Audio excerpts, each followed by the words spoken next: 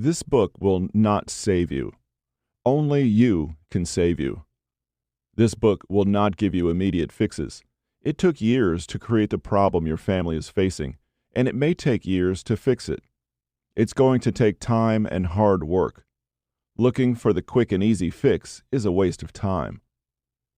This book is not about building ammunition to use against an individual.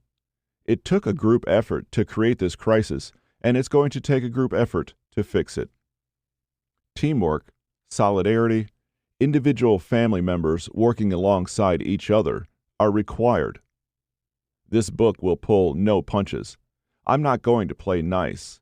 I'm going to give you a healthy dose of tough love. And that's done with a purpose. I've worked with enough families to know that people, even when they desperately want change, are wedded to notions that keep them stuck. To disabuse you of those keeping you stuck notions, you need to have your boat rocked. The status quo must be disrupted because what you've been doing, how your family has functioned up till now, isn't working. And maybe, deep down, you know this to be true. But to state it out loud in the presence of your family members may seem frightening. So you pretend like there is no problem. You ignore the obvious. I call that denial. Plain and simple. And over time, denial only makes the problem worse until it builds up to a crisis. You may realize that your family can no longer function in the way it has.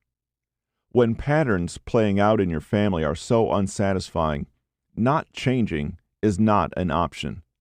The cost of denying the problem is too great, and the stuckness becomes the status quo, and nothing ever changes, and the pain continues.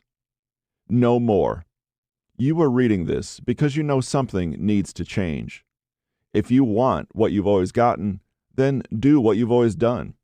If you want something different, then you must do something different. Change must occur in the attitudes, behaviors, mindsets, responses, strategies, coping mechanisms, schedules, routines, and habits of everyone in the family to achieve positive, healthy results. The family system must operate differently.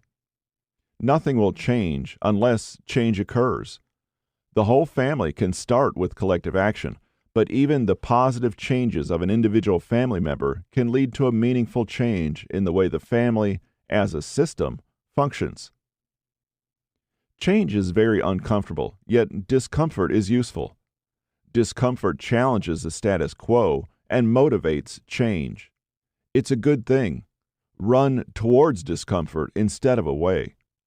For change to occur in your family, you will have to be open to new ideas that may seem uncomfortable. You will have to be open to input from others. You will have to be humble.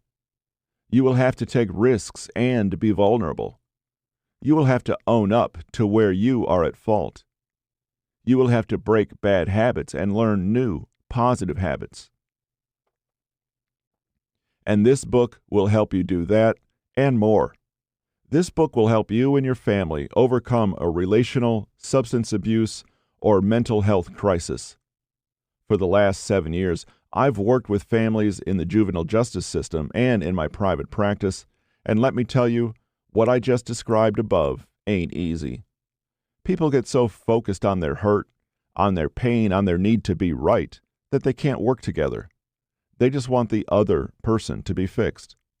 I've worked with scores of families who couldn't get it, who refused to work together, who couldn't listen to each other, who couldn't stop blaming.